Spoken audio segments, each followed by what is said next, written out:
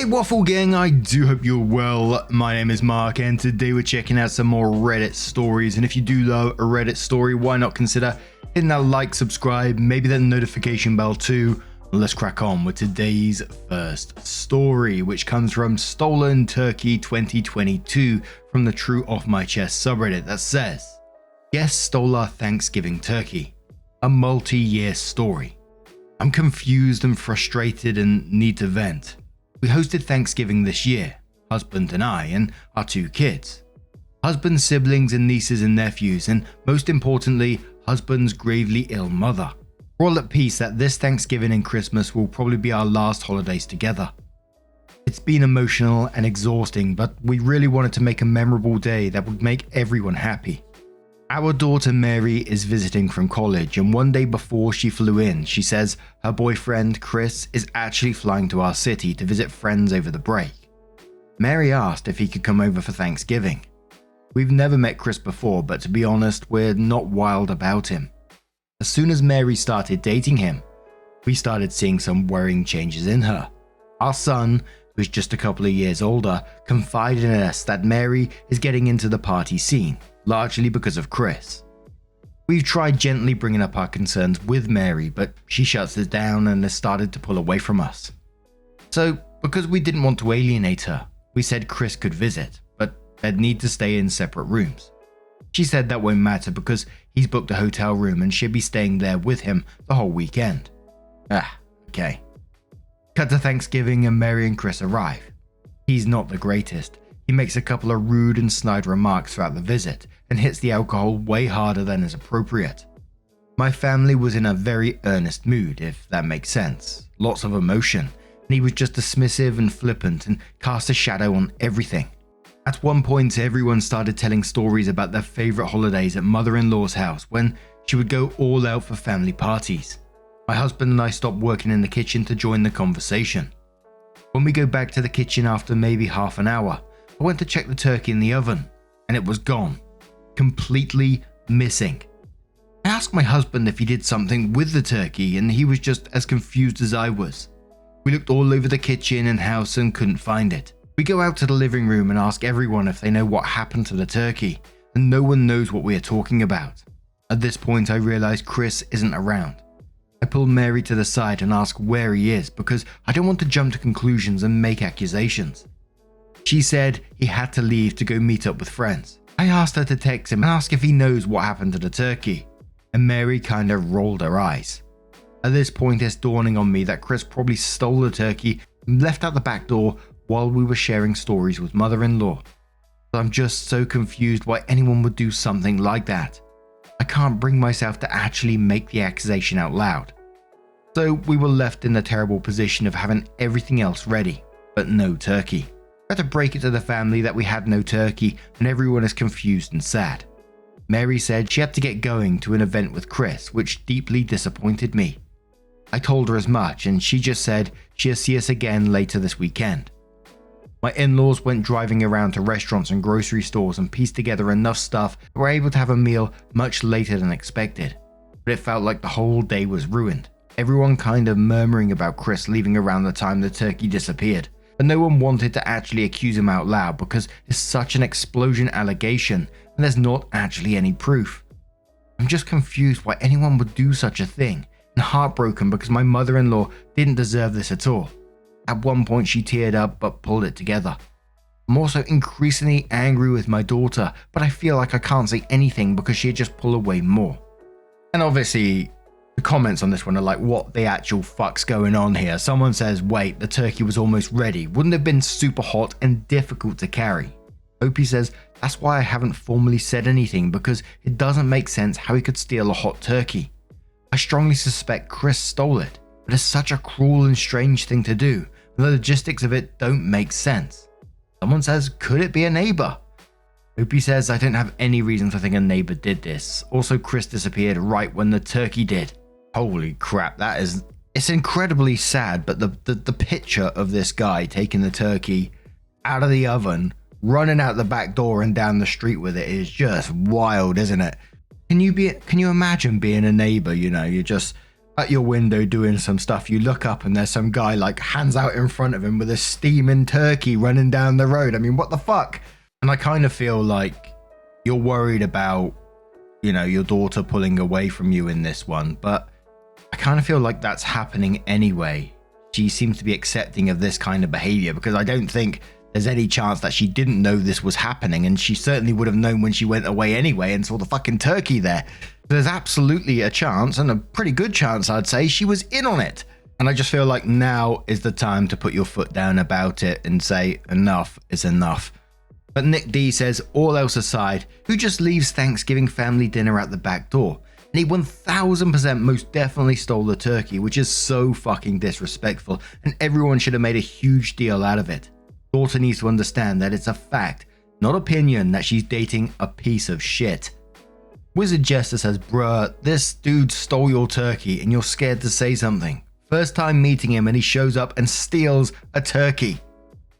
Another user says she's going to pull away regardless of whether you say anything or not. The difference will be in whether or not she will use your hesitation to confront her behavior, and that of her boyfriend, to take advantage of you again in the future. I would ask her openly if he took the turkey. They probably promised their friends a Thanksgiving gathering and provided it to them at the expense of your wallet and emotional well-being. Her reaction will tell you everything you need to know about whether they had anything to do with the turkey's fate. Mary Ann says Chris took the turkey because that's what he brought to those friends he was meeting. My guess is that Mary knew and that was the plan going in. You don't want to alienate Mary, so you just keep letting her behavior slide. This isn't going to get better. Mary has no accountability because you don't make her have any. You know that Chris is bad news and a problem, but you let him into your home anyway because it is what Mary wanted. You know she's partying more than she should. My advice is get cameras at least for the outside of your house, and if possible, a few for the common areas inside. If you don't, the turkey may not be the last thing that walks out the door without your knowledge. Correct Concert says, I'm just imagining the family dog chilling in the garage, stuffed to the gills and giggling. And one more comment from Dickie Schmid who says, I'm picturing Chris cackling manically in the back of an Uber with a 12-pound turkey in his lap. So in the same post, 8 hours later, Opie says, I was talking with my son today. He told me that last night Chris started taunting him over text about the missing turkey. So that settles it. Chris stole the turkey basically as a big fuck you to all of us. My son didn't say anything at the time because he didn't want to make people more upset than they already were. One of my husband's siblings is very mad at us for how things turned out and how mother-in-law was disrespected. Sibling is not talking with us right now. I tried calling and texting Mary, but so far she is ignoring me. That's all I have to say about this. And that post was from 2022. And then a year later, Thanksgiving Day 2023, OP comes in with an update and says, Hi everyone, this incident has been on my family's mind this week and my son encouraged me to write an update. Last year I hoped to talk with Mary in person about what Chris did, but she blew me off and didn't visit home for the rest of Thanksgiving weekend. We spoke briefly on the phone a few days later, but she denied that Chris stole our turkey, even though Chris taunted my son about it, basically admitting what he did. Unfortunately, my mother-in-law passed away about 2 weeks after Thanksgiving. The ripple effects were profound. Our family expected her to live through Christmas, so it was very difficult to lose what we thought would be her last holiday. And it was even more bitter that the Thanksgiving that was her actual last holiday was ruined by Chris and his incomprehensible theft. From there, it got even worse. Mary flew in for my mother-in-law's funeral and mentioned that Chris might travel with her to see a concert in our city. We made it clear that he was not welcome in our home or at the funeral. He ultimately stayed at their college. But on the day of the visitation, a bomb threat was made against a funeral home and we all had to evacuate while the police conducted a search. The police were never able to prove it, but I strongly suspect Chris made the threat. My mother-in-law's visitation was cut significantly short and she was denied a dignified end. Some people who wanted to pay their respects ultimately could not because of the evacuation and inspection. One of my husband's siblings has got no contact with us because they blame my husband and I for ruining the end of mother-in-law's life by inviting Chris to Thanksgiving last year. Mary refused to take any responsibility for how our relationship with Chris has damaged our family. We, husband and I, and Mary have mutually decided to go no contact. My son has minimal contact with Mary and follows her on social media. Apparently Mary and Chris are still together. I'm sorry I have such a sad update, but my family and I are very grateful for all the support we received last year. Thank you. And someone asks on that one, no contact means cutting her off financially, correct? Opie says part of it is there's money in the trust from mother-in-law that Mary is legally entitled to. My husband is the administrator. We also don't want her out on the streets or to abandon her education. That would drag her down even further as a person. And many of the comments on this one are suspecting that drugs are involved somewhere along the line here. I mean, stealing turkeys, bomb threats, holy shit. What do you guys make of this one? I'm like, what the hell? Let me know your thoughts down in the comments below, and let's move on to another story. And our next story comes from the Am I the Arsehole subreddit. It does have an update as well from Copy Captain America, who says, am I the arsehole for not making dinner when my girlfriend said she would? I work from home and my girlfriend works in a hospital. Since I work from home, I normally do most of the household chores and whatnot. Last weekend, I was telling my girlfriend how I was feeling overwhelmed with work and all things I do around the house. I asked her to help out once in a while. She said she would try to help out more and told me she'd make a surprise meal for the week. My girlfriend gave me a list of groceries she would need and I bought it all on Sunday. She didn't cook on Sunday because it was too late at night for her to cook, and she didn't cook on Monday because when she got home from work she was too tired to get started. This is where the conflict started. When she came home yesterday, she was in a bad mood and got mad that there weren't any leftovers. She told me how it's ridiculous why I think it's fair for her to come home from work and be expected to cook. I pointed out how she said she would do it and even asked me to buy the groceries for her. She said I shouldn't expect this of her because she will always be too tired to cook right when she comes home from work. I should have known that. I told her how unfair she was being, that she is playing games by expecting me to read her mind, to know when she says one thing, she means the other thing. She said I was being a bad partner for not thinking about what she would need from me, and that in not providing her with food when she comes home, then I am just failing. She is at work right now and I am pissed that I really just want to break up. Am I crazy here? Edit. Hello everyone. Thank you for all your responses. I'm going to post an update at some point, but I've decided I'm going to break up. I've reached my breaking point and don't want to live like this anymore. My friends are going to help me move my stuff to his place. I will update when it's all over. So someone asked for some info on this. They said, info, how many hours does she work? How many hours do you work? There must be a reason why you've been fine with doing most of the housework for so long. Why the change now? Opie says normally 44 hours, but she sometimes gets called into work. I work 40 hours a week and I'm off on weekends. Since we've been living together, I've been mostly okay with doing the chores around the house, but I've been going through a lot of stress with work, and it's becoming harder for me to finish a lot of the tasks before she gets home. Right now, I'm at this point where I have to start cleaning and cooking after work instead of on my lunch break. And in the comments, someone says, not the arsehole, tired or not, things have to get done, and she shouldn't promise what she won't do. As for breaking up, that's up to you. Just remember, if she won't change, can you put up with this for the next however many years? That's what I always tell people.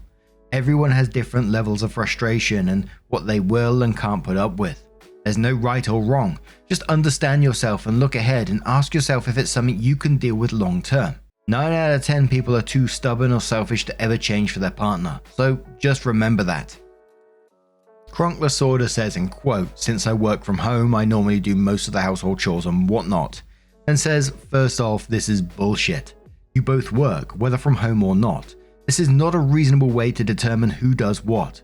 You both work full-time jobs, so the housework should be close to 50-50. In quotes, I really just want to break up, and then says not the arsehole to break up from someone that is using you. In quotes again, saying that is not providing her with food when she comes home, that I am just failing. And then says, while expecting her to cook every day when she gets home from work might not be realistic, expecting you to cook every workday is also not realistic. Hippo Fippo says not the arsehole. Everything you have said is valid. Is this really how you want to live? I think she's being very unreasonable. She is fortunate enough to have had you helping out with all the chores. If you break up, she will have a huge wake-up call when she needs to make her own dinner. And one more comment from Mary Contrary, who says, "Not the arsehole. My husband and I are both mostly remote, with some office and travel time. Remote work doesn't mean less work. It usually ends up being more work since you don't have to commute. We both cook and we both do chores. When he's in a crunch time week, I end up doing more cooking. When it's my chaos week, he does more. It balances out. In your case, there is no balance. It's one thing to say, hey, I'm in the middle of a shitstorm, can you take dinner tonight? It's another to just expect that every day. Adults find a way to manage. Yes, it sucks sometimes to be exhausted and realize that dinner still needs to find a way to the table. That's just how it goes sometimes. You put on your big kid pants, throw some chicken and veggie on a sheet pan, toss it in the oven and become one with the couch for 30 minutes while it cooks." So then OP does update the post and says, "So I posted this about a week ago and I got a lot of responses, and I appreciate everyone taking the time to read it. To answer some questions I saw a lot on the post. My ex is a nurse and she does work 12-hour shifts. I work from home and I work in sales. Some of you asked if we had a discussion on division of labor, and to a degree we did, but there were some things I knew I would need to do because she couldn't. Some of those being doing her laundry. Her mum did all of her laundry and she doesn't know how to use a washer and dryer and doesn't want to learn. Groceries, bills, and keeping the house tidy. A few of you asked how long the commute is for her. In the morning she could be at work in 16 minutes, but sometimes it'd take her 30 to 45 minutes to get home with traffic. Something I neglected to mention in my previous post was that this isn't the first time we've had this discussion where I felt overwhelmed and me telling her I need help. This time was the first time in which it felt like she was turning it around on me, and a few people have even said this, I didn't feel like her partner, I felt like a live-in maid." So what happened? I'd spoken with my friend to ask him if I could stay with him and his wife for a little while. They're familiar with the situation. They told me they'd be by on the weekend to help me move out. The days leading up to the weekend were awkward, like we would have small talk about how her shift was and she would tell me how things were fine, and then watch her shows on her iPad. I asked her if she wanted to talk about the fight and she said there wasn't anything for us to discuss. I told her that I wanted to talk about it and she was annoyed with me. Like she was watching this thing on YouTube and she puts it down, looked at me and said with wide eyes, "Okay, what do you want to talk about?" I told her that I wanted out of this relationship and that I was deeply unhappy. She asked me why I hadn't told her this before, like months ago. I told her how I'd been telling her so many times that I had been feeling overwhelmed and she wasn't helping but contributing to my struggle, and I didn't want life to be like that. She got mad at me and repeated that I never used the words that I was unhappy, and that there is only so much you can do when she gets home. I told her how crazy that is not to put two and two together to see how being overwhelmed can lead to unhappiness. She asked me if this was because she didn't cook or do the dishes. The day I wrote the original post, I made roasted vegetables, but I was feeling really sick and asked her to do the dishes and she didn't do it.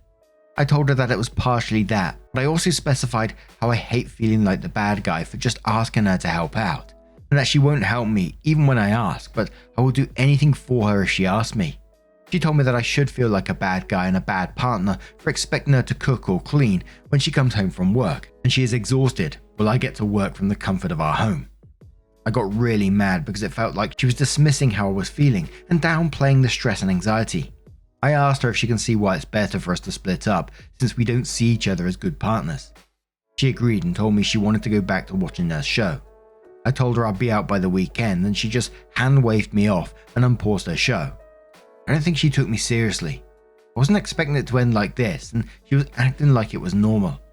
It was on Friday when she really laid into me. I was packing my things up and she saw.